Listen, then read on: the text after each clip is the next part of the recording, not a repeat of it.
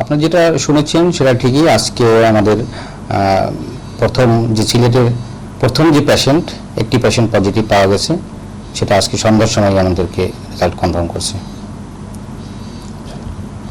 কবে নাগাদ আসলে উনি এরকম সিমটম দেখা গিয়েছিল?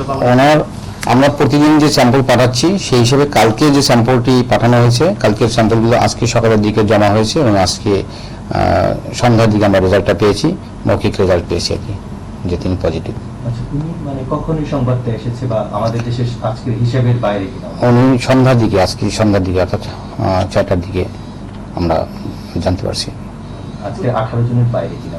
হ্যাঁ, ওই 18 জনের বাইরে। 18 জনের সংবাদটা তো সকাল থেকে প্রচারিত হচ্ছে, আর এটা তো আজকে যে রেজাল্টটা দেওয়া হয়েছে সেটা হচ্ছে 18 জনের বাইরে। তো এই ব্যাপারে আপনি সংশ্লিষ্ট কর্তৃপক্ষ বা ওই আমাদের ওসমানী হাসপাতাল বা স্বাস্থ্য সবার সাথে কতটুকু যোগাযোগ হয়েছে বা তারা কি ধরনের পদক্ষেপ নিচ্ছে? আমি সময়টা জানার পরে আমাদের ওসমানী যে পরিচালক ব্রিগেডিয়ার নজরুল রহমান ওনাকে বিষয়টা জানিয়েছি। সিলেট জেলার যে জেলা প্রশাসক কাজী এমদাদুল হক, ওনাকে আমি বিষয়টা জানিয়েছি এবং উনি কোথায় আছে সে সমস্ত ব্যাপারে অবহিত করানো হয়েছে। অলরেডি উনি বাড়িতে আছেন এবং উনি বাড়িতে পরিবার সহ ওনার সবাইকে কি লকডাউনের আওতায় আনা হয়েছে। ওনার ডিজি ম্যাডামকে ফোন দেওয়া হয়েছে। সে বলছে যে যদি সে বাড়িতে থাকে কোনো সমস্যা, বাড়িতে যেহেতু সে অলরেডি মানে ফ্যামিলির অন্যান্য লোকদের সাথে যে এক্সপোজ করছে, সেহেতু বাড়িতে যদি তাকে কঠিনভাবে লকডাউন করে রাখা হয় সেটাই তার জন্য বেটার হবে।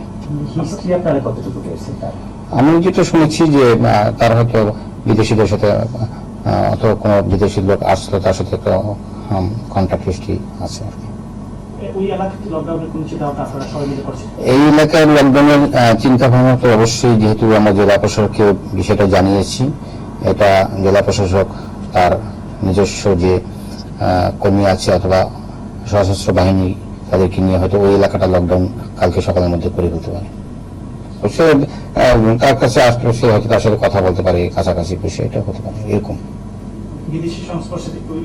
মানে একটা হিস্ট্রি আছে যে হয়তো বিদেশি কাছাকাছি গেছে অথবা বিদেশি লোক তার কাছে আসলে, এরকম একটা হিস্ট্রি বলবো আর কি আমাদের ডিগ্রি স্যার বলবো। এগুলো আসলে বলার জন্য সিলেটে প্রথম রোগী পাওয়া গেল, সেক্ষেত্রে সিলেটবাসীর জন্য মানে বা কি ধরনের সতর্কতার মেসেজ আপনি দেবেন?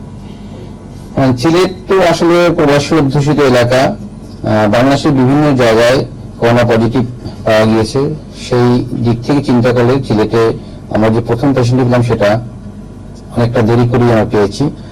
তারপরে আমি বলবো যে সিলেটে যেহেতু প্রবাসী অধ্যুষিত এলাকা, সেই হিসেবে সিলেটে আরো অনেক সুপ্ত রোগী যারা এখনো হাই অবস্থা আছে এবং এরকম মানে অগণিত অনেক পেশেন্ট আছে এবং থাকতে পারে।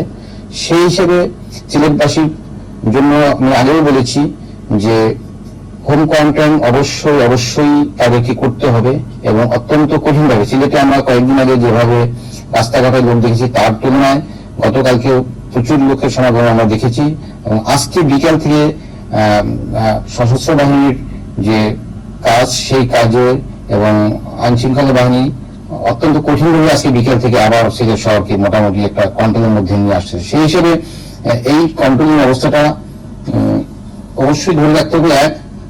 সাধারণ মানুষকে বুঝতে হবে আসলে ঘরে থাকাটা অনেক কষ্টকর ব্যাপার, তারপরেও আমাদের কিছুটা কষ্ট করতে হবে, কারণ বাইরে যেভাবে মৃত্যুর হার এখনো চলছে সেই হিসেবে সিলেটে যে পরিমাণ বাইরের প্রবাসীরা আছেন, সেই হিসেবে সিলেট অত্যন্ত ভয়ানক একটা জায়গা।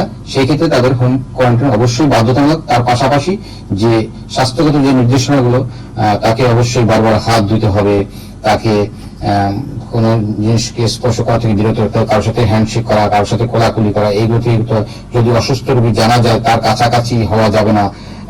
বাইরে বাজারে গেলে সবসময় মাস্ক ব্যবহার করতে হবে। এই নিয়মগুলো তাকে অবশ্যই পালন করতে হবে।